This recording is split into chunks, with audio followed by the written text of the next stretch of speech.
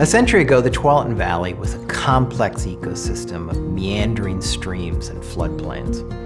But as population grew and urbanization occurred, streams were channelized, wetlands were drained, plant and animal life suffered, and water quality did too. Over the last decade, the Tree for All partners have restored more than 100 miles of the Tualatin River and its tributaries. After planting more than 6 million native trees and shrubs, we've seen a huge return of keystone species like beaver and otter, and that's a great sign for watershed health and water quality in the Tualatin River. It means what we're doing is working.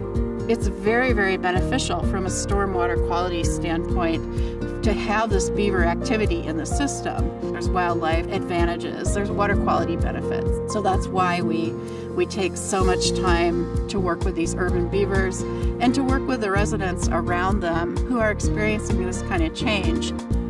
The water sometimes causes conflicts with trails, with roads and culverts.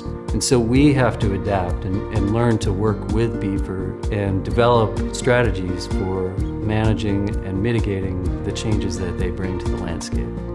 When we bought the house, it was a tiny little creek right behind us. In the last a little over a year, we don't have that creek anymore. We have a beaver pond. When it rains, often the water comes up under our deck.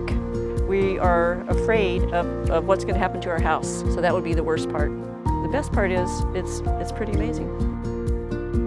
We really need to listen to our neighbors and make sure we understand what their concerns are. And we may actually modify components of our restoration plan because we want to be good neighbors and we want our neighbors to embrace the work that we're doing. We need as many organizations, homeowners, and volunteers as possible to restore this area. These floodplain habitats are extremely important, and we need to protect them, and we need to restore and bring more of them into a more natural state, especially for floodwater control and clean water.